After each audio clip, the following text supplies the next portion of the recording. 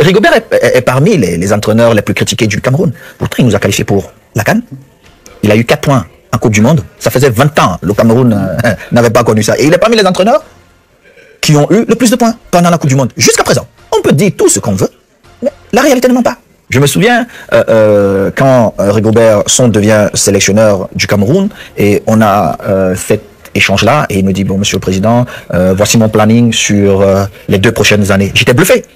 J'étais bluffé. Parce que j'ai travaillé avec des étrangers qui ne m'ont jamais présenté un programme sur 2 mois. Mais Rigobert est parmi les entraîneurs les plus critiqués du Cameroun. Pourtant, il nous a qualifiés pour la CAN. Il a eu 4 points en Coupe du Monde. Ça faisait 20 ans le Cameroun n'avait pas connu ça. Et il est parmi les entraîneurs qui ont eu le plus de points pendant la Coupe du Monde. Jusqu'à présent, on peut dire tout ce qu'on veut, mais la réalité ne ment pas.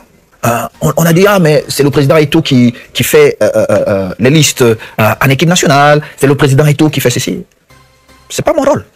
Mon rôle est de donner une partie de mes pouvoirs au sélectionneur. Parce que si j'empiète dans les décisions du sélectionneur, je ne peux plus dire au sélectionneur que non, vous n'avez pas été bon. Il me dit, mais monsieur le président, vous m'avez demandé de prendre un tel. Ce n'était pas mon choix. Vous m'avez demandé de prendre un tel. Mais en Afrique, il faut toujours qu'on trouve une raison pour être content et dire non, non, non, non. C'est même le président qui... Non. Le sélectionneur doit justifier ses choix. J'aime gagner. J'aime gagner. Mais je ne veux pas tricher pour gagner, parce que je n'ai jamais triché pour gagner. Quel est un peu ton regard? On s'évade un petit peu du foot, parce qu'on est tous passionnés par ce pays, le Cameroun. Sur des grands noms du sport camerounais comme... Bon, Yannick, c'était un binational, mais pur Camerounais. Ah, c'est un Camerounais. On ne va pas nous l'enlever. On va plus parler d'un, mais les actuels. Joël Embiid, par exemple. Non, mais Joël, c'est incroyable ce qu'il est en train de faire. Siakam, pareil. J'allais parler de Siakam. Pareil. Francis Ngannou. Non, Francis, c'est l'un de mes petits frères adorés. On dit qu'il ne faut pas faire de choix, mais c'est l'un de mes petits frères adorés.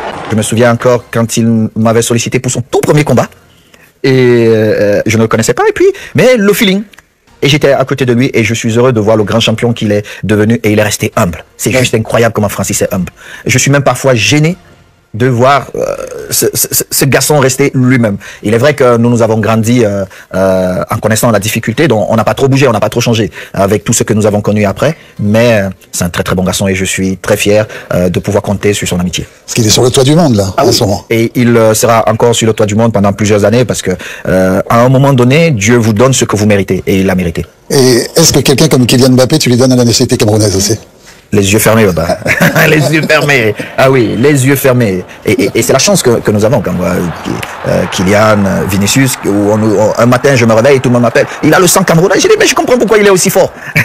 Mais on a la chance au Cameroun d'avoir des joueurs qui naissent parfois comme ça. Mais pour moi, qui a eu la chance de jouer à un certain niveau, je sais que même quand on a le talent, il faut l'entretenir. Un niveau correct à jouer quand même. Hein. Tout à fait. Et on travaille pour créer cet talent. Mais il y a un nouveau Samuel Eto'o quand même là qui est en train de... Parce que tu sais très bien quels sont les reproches qui t'ont été formulés, un ego surdimensionné. Or là, je pense que cette élection au comité exécutif t'a apaisé, parce que ça a apaisé certaines rancœurs, certains combats que tu as été obligé de mener. Tu t'es rendu compte que finalement le terrain de sport était très proche du terrain politique. Ou quel est le plus dur des terrains? Quel est le... Oh papa, même si... Celui qui a le plus de trous et le plus grand nombre de mottes. Même si je n'oublie jamais, je ne garde rien dans mon cœur. C'est pourquoi les gens trouvent que je reste toujours jeune. Parce que à la fin de la journée, quand quelque chose ne me plaît pas, je le dis. Et où les gens trouvent souvent que j'ai un ego surdimensionné, c'est juste parce que j'ai toujours osé là où les autres ont eu peur. Je sais défendre mes droits. Je ne pense pas que je suis meilleur que les autres, mais je ne pense pas non plus que les autres sont meilleurs que moi. Et c'est comme ça, c'est ça qui a fait de moi le joueur que je suis devenu. C'est ça qui a fait de moi l'homme que je suis devenu. Je pense que d'autres, quand les instances de la CAF ont pensé à un moment donné que je n'étais pas qualifié pour compétir à l'élection, d'autres auraient baissé les bras. Moi, je ne me suis pas arrêté. C'est le moins qu'on puisse dire. Ah, je me suis pas arrêté, j'ai défendu ce que je pensais juste. Pour d'autres, ils vont dire il a un ego surdimensionné. Non, papa. Avoir un état d'esprit de dire je vais à telle compétition pour gagner, je ne pense pas que c'est avoir un ego surdimensionné. Je me donne juste le droit. T'es ambitieux pour ton pays? Oui, pas seulement pour mon pays, pour l'Africain que je suis. Je me donne juste le droit de rêver comme tout le monde. Je ne regarde pas blanc, noir, marron, rouge. Non, non. Je me dis, je rêve comme tout le monde. Si nos frères blancs ont le droit de rêver, j'ai le même droit de rêver. Et l'équipe nationale que j'ai connue en 2002, c'était juste incroyable, papa. On arrivait à maturité. On a joué pendant un bon moment ensemble. On a gagné la CAN 2000. Eh bien, les médailles pour les vainqueurs cette fois-ci, bien sûr, avec Samuel Eto'o par exemple. On joue ensemble, on se connaît bien. On arrive dans de très très bons clubs où on a l'expérience.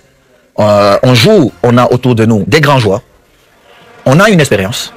et on arrive à cette Coupe du Monde. Si tu avais à formuler des regrets, justement, tu te dis, j'aurais pas eu la nationalité footballistique camerounaise, il y a deux choses qui me manquent. Que j'aurais pris la nationalité du Cameroun. J'aurais obtenu, non mais, c'est être champion du monde et être ballon d'or. Ballon d'or, je ne pense pas, parce que parfois vous êtes le meilleur et vous n'êtes pas ballon d'or. C'est un peu comme Yaya Touré qui a été meilleur joueur au monde pendant 3-4 saisons. Il n'a jamais été ballon d'or. Mais Yaya était au-dessus de tout le monde quand il était à City. Personne ne jouait à son niveau. Pour un milieu de terrain qui faisait jouer tout le monde autour de lui, oui, qui te marquait 20 buts par saison. Au plus haut niveau technique et athlétique. Il n'a pas été. Je ne pense même pas qu'il a été parmi les 5 premiers joueurs, meilleurs joueurs au monde. Donc, ça non. Mais le regret de dire, j'aurais pu gagner. Pourquoi? Parce que j'estime qu'à un moment donné à l'équipe nationale, nous avons eu une équipe qui pouvait prétendre de rêver de gagner cette Coupe du Monde. Vraiment, dans chaque compartiment, on avait 1 ou 2 joueurs qui étaient au même niveau. Alors, le regard évolue sur les joueurs africains. Où il évolue un peu moins vite, c'est sur les entraîneurs africains.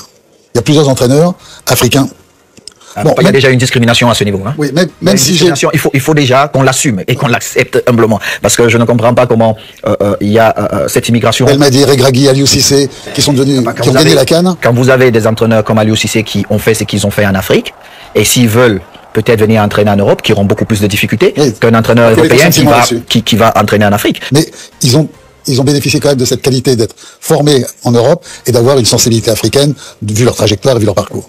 Maintenant, ce qu'il faut, selon moi, c'est savoir ce que tu en penses justement là-dessus, c'est développer les diplômes en Afrique pour les entraîneurs africains qui évoluent sur le continent. C'est là où il faut mettre le paquet maintenant, non? Oui, mais nous, en partenariat avec la FIFA, la Fédération camerounaise de football, papa, nous n'avons pas arrêté. Hein.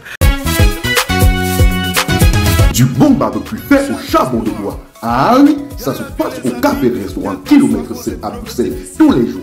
Et jamais espoir.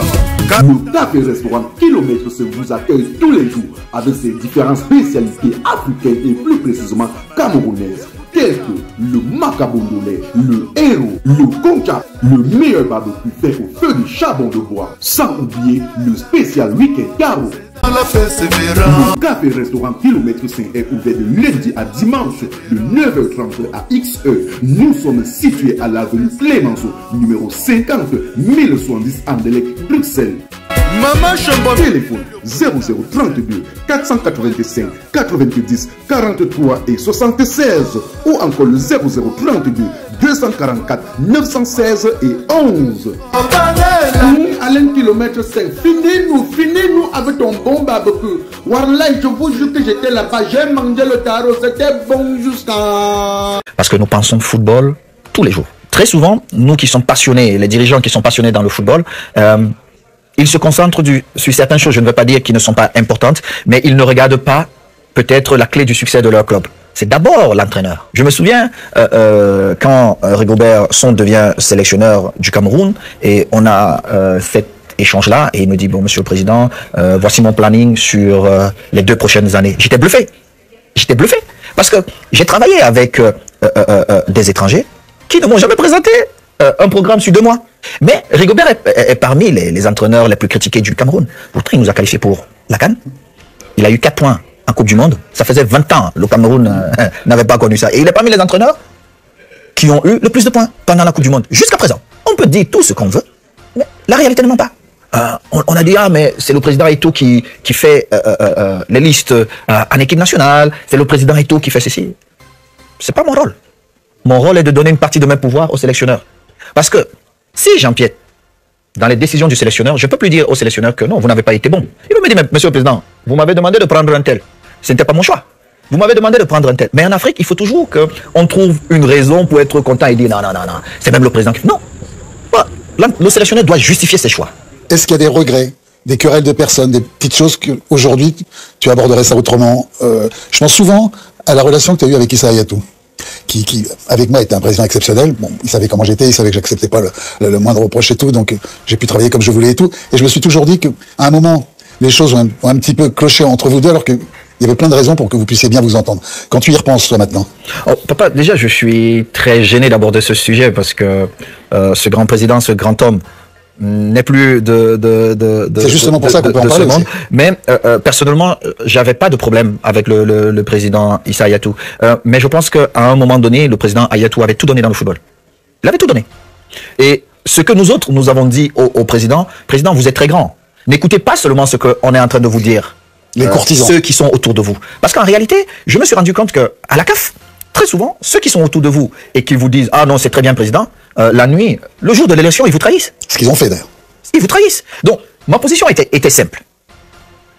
Je voyais de l'autre côté qu'il y avait un candidat qui travaillait, même avec ceux qui étaient dans le camp du président Hayatou, et je voyais un grand homme qui a tout fait pour l'Afrique, qui a rendu le football africain indépendant.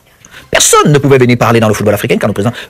Nous étions, ces petits-enfants même, nous étions, c'est une fierté, mais nous sommes devenus des grands joueurs. Et on a commencé à s'intéresser à la politique du football et à fréquenter ces instances. Donc, moi, quand je dis à un moment donné, c'était pour cette sonnette d'alarme. C'est-à-dire, cette grande personnalité ne doit pas sortir comme ça du football.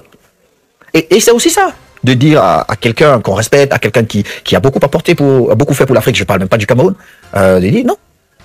Peut-être c'est le moment parce que les autres, peut-être on peut me reprocher parce que de la façon dont je l'ai dit, mais je l'ai dit parce que j'avais un très très grand respect pour le président. Mais vous savez qu'en Afrique, quand vous dites parfois la vérité, vous n'êtes pas apprécié. Oui, non, je sais, moi j'ai vu. Et après, vous avez vu tout ce qui. Ça, c'était un prince qui n'était pas habitué à ce qu'on lui dise non, mais dès la naissance.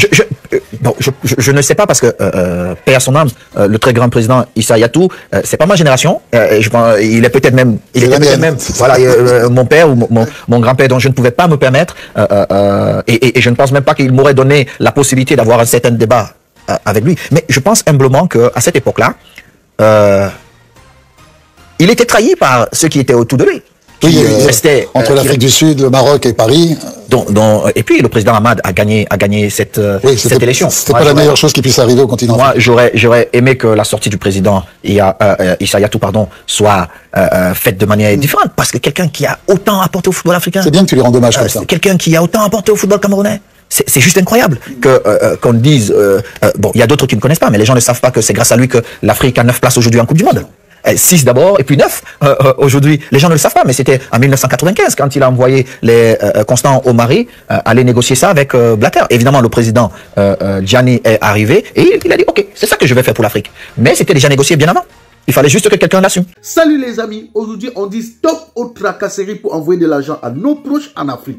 Il suffit juste de télécharger l'application TapTapSend. Et lorsque vous téléchargez l'application TapTapSend, lors de votre premier envoi, utilisez mon code promo NOSABI. NOSABI, N-O-S-A-B-Y, tout en majuscule. Et lorsque vous utilisez mon code promo, vous bénéficiez de 5 € si vous résidez du côté de l'Europe. Et si vous résidez du côté des États-Unis ou du Canada, vous allez bénéficier de 10 $. Avec TapTapSend, même étant couché sur ton lit ou dans ton lieu de service, n'importe où, il suffit juste de sortir ton téléphone. En 2 minutes seulement, tu as déjà envoyé l'argent à tes gens en Afrique. Et tous les envois coûtent 2 € seulement. Tout le monde te souhaite joyeux anniversaire. Tout le monde